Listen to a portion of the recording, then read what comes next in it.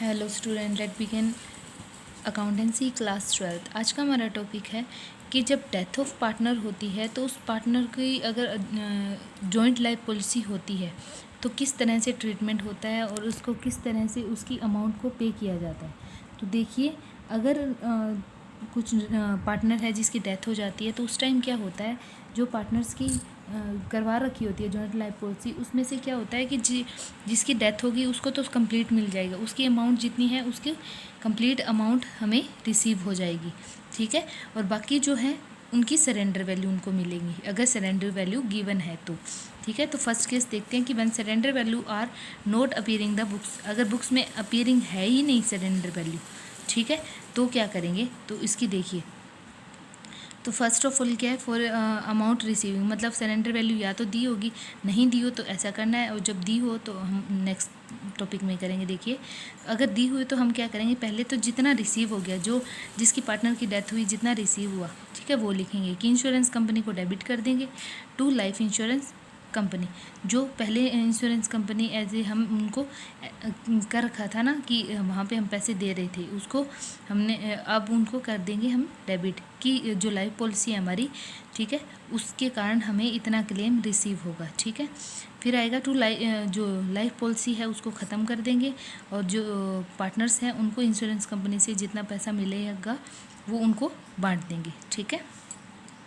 अब क्या होता है कि for the recording of disease partner, जो पार्टनर डिक्रीज़ हुआ है उसको क्या मिलेगा, सरेंडर वैल्यू मिलेगी, ठीक है। कौन देगा, सर्वाइविंग पार्टनर्स देंगे, ठीक है, जो पार्टनर्स हैं।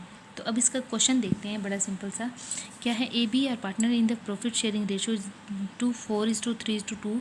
Firm has taken individual policy, सबकी अलग अलग इंडिविजुअल पॉलिसीज़ हैं on the lifes of the A B C, and premium was paid charge on profit and loss account every year. The surrender value of each policy, जिसकी surrender value कितनी है, 40%, the some of assume, मतलब जितनी है उसका 40% surrender value है। ए की death हो जाती है, बी और सी डिसाइड करते हैं कि प्रॉफिट एंड लॉस को इस रेशो में बांटेगी, ओके। तो सबसे पहले हमें पता है ए की अगर डेथ हुई तो ए को तो सारा अमाउंट ए की तो मिलेगी, ठीक है।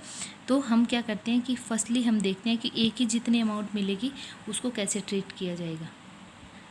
तो देखिए, हम इसकी एंट्री कैसे करेंगे कि इंश्योरेंस कंपनी जो है मार्च 31 2005 में क्या हुआ कि जो इंश्योरेंस कंपनी है, ठीक है, वो लाइफ पॉलिसी जितनी भी है ए की वो 4,50,000 दे देगी, ठीक है। और इस लाइफ पॉलिसी को अब तीनों पार्टनर के रूप में काम करें तो तीनों अपनी ओल्ड रेशो में इसको बांट लेंगे, ठीक है।